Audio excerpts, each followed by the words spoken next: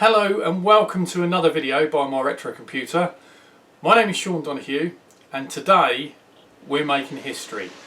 I have in my hand a USB flash drive and it has installed upon it Windows 11. So we've got the Windows 11 installer on this flash drive, and you guessed it, we're going to install it onto our Commodore 64 clone. This is called a My 64 and it's a good day. Today's a good day. Before we can install it, we have to install the motherboard, and there's one thing I want to go over before we go any further, before I forget to do it. At my retro computer we do not condone piracy whatsoever. We have this installation of Windows 11 purely for academic reasons and research, to make sure we can install it. That's all we're using it for. We're not going to use this. You know, once Windows 11 comes out, we're going to be one of the first companies to actually purchase a license to use it. I can't wait for it to be released. But I haven't installed this. I don't even know where it's going to install. I can't wait to try it. So, motherboard wise, what are we using? So, I brought this up on a video a few weeks ago, or maybe a month or so ago. I purchased a complete PC from Max Tang, and it's this one here. It's the AIV 1605. The case is slightly different from what's advertised there, and it's a complete PC in this shell. I've already gone ahead and taken out the motherboard, which is here.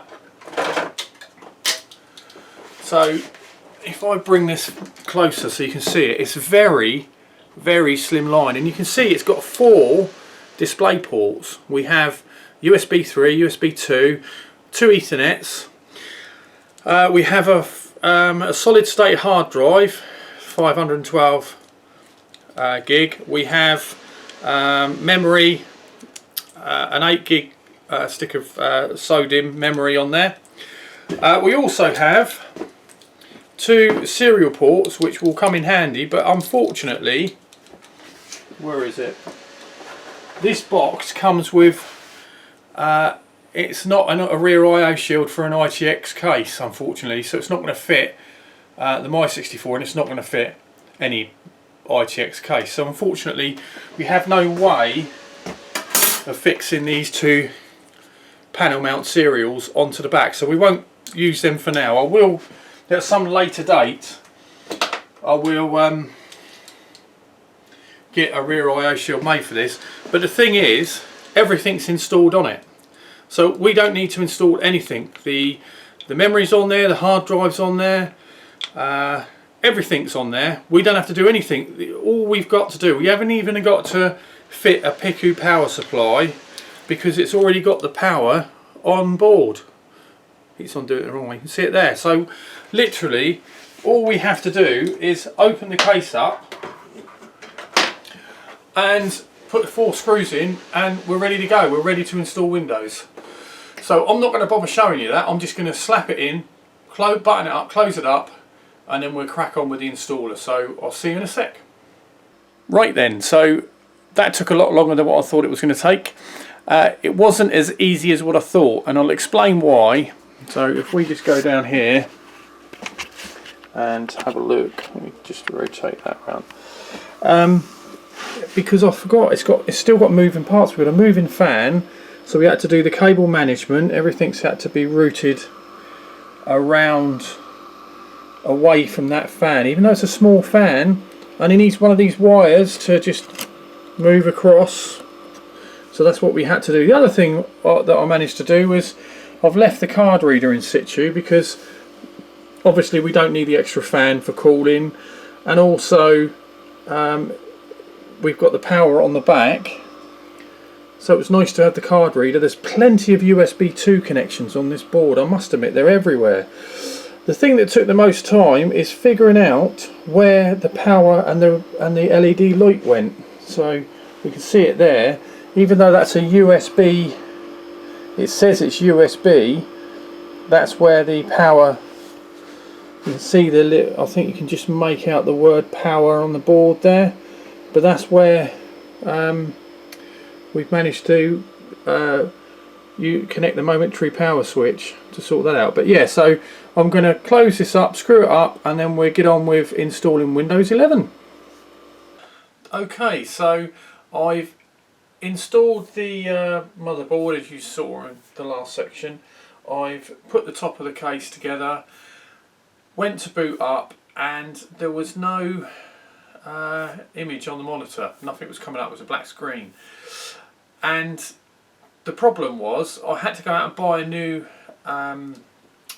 lead, because this has got 4 display ports on the back and they're not HDMI. So I went out and bought a DisplayPort lead, and for whatever reason, I don't know whether it's meant to be like that, I don't think it is, but I swapped it round the other way. I tried everything to make it work, and when I swapped it round the other way, so I took the part that was plugged into the monitor and plugged it into the back of the computer and vice versa, it worked.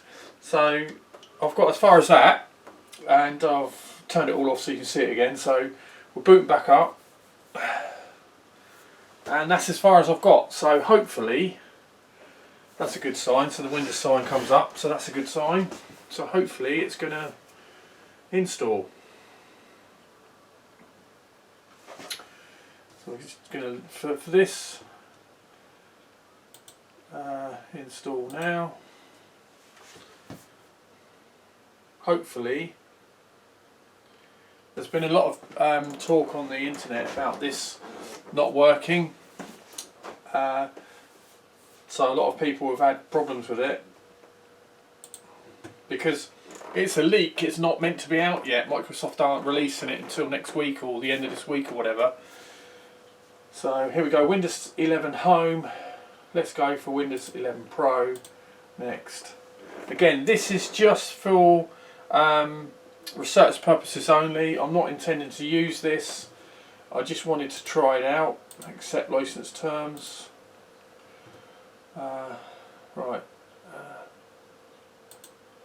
Right, so we're going to install it. So new partition. Do. Yeah. So at the moment it seems to be okay. Next.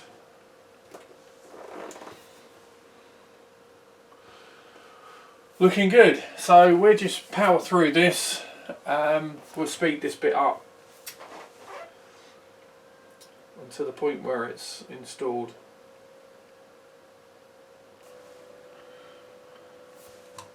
Skip. I like this. This is great. Whoa.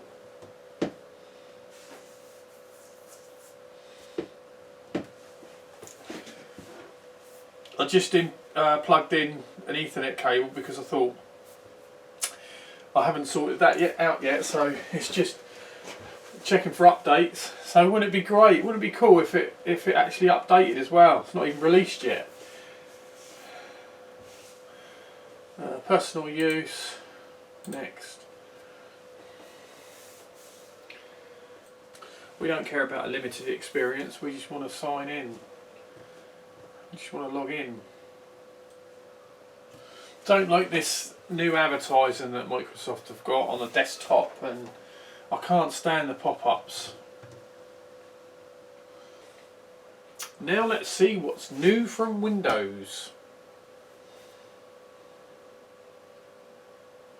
I think this is great. So we've got a retro looking modern computer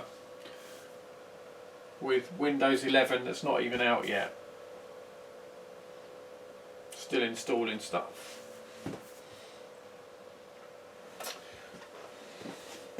Please keep your PC on and plugged in. My retro PC is plugged in and ready to go.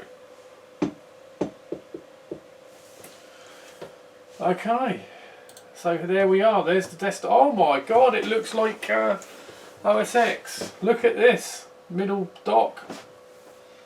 See, it's Pirates of Silicon Valley. It's stealing off each other. Start menu. Don't like the. I can't scroll. Don't like that. I must admit, it is different feel. What about? Oh, at least you can right click here. Right. Personalise. So let's see what we can do here. Pictures.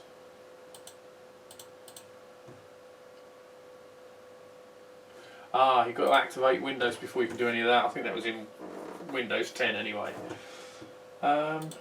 What's this? That took a while, considering this is now we got the scroll bar or the centre button working. That's better. Microsoft Edge. What's Edge like? It took a while for that to start up. Please set up. Right. What I'd like to do now is install Steam. Okay, so we've installed Windows 11, and it works. I've signed in on my own account, and that works. It's installed updates. This is amazing considering it's not released yet.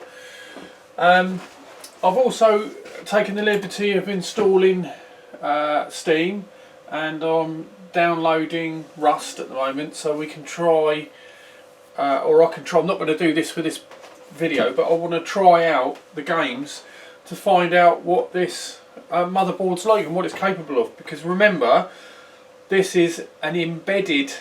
It's got an embedded Ryzen chip, so it's not a chip that we actually have fitted. It's embedded. It's low profile. It's perfect. If it plays these games well, and we've got high frame rates, it's a perfect system, and it's easy for people to install apart from the rear I/O plate, which is non-existent apart from the bodge up one we've done at the moment. But it's downloading. I know that's down to the bandwidth here, but it's downloading at 13.5 megs a second, which is amazing when you think this is a Commodore, a Commodore 64 clone, but a My64. We've got the card reader working on the side. But Windows, drop that down. Isn't it weird with no start menu on the side? It's nowhere near as good as OS X's, Apple's eye candy, but it's weird seeing it there, and we've got the other desktops. But yeah, so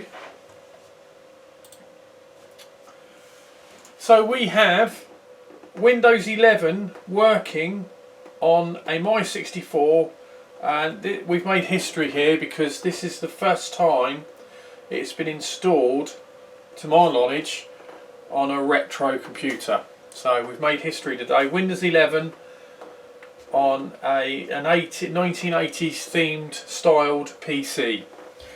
But great. So this is another little video I thought I'd throw in because of Windows 11. I hope it's been informative. Again, this was done just for scientific purposes. I'm not going to use this yet. We're going to wait for the actual new Windows 11 to be released, and I'm installing it on my own PC when I get it. I can't wait to install it. We'll update it. Hopefully, it's going to be a cheap upgrade. But yeah, it's just to try it out and see what it was like. I'm chuffed a bit it worked. I did have to make some alterations to it. I'm not going to go into detail of what I've done, but it basically I had to use elements of Windows 10 to get it to work. I didn't want to go into things like that because I don't want to support piracy in any way, shape or form. It was just for information purposes only, to see if it would work, what it was like beforehand, before it's actually released. But yeah, this seems to be quite good. It's a little bit, it's not noisy really. Basically I've got this fan going, and I've got to go into the settings to slow it down. It doesn't even need the fan. I only put it in there for aesthetics. It doesn't need it. So I could have put the fan in there and not connected it, and I thought I might as well plug it in. But it's running all the time. But without that fan going, it's silent. There's hardly any noise at all. So it's a good system. It's a silent system, and it didn't cost that much for this.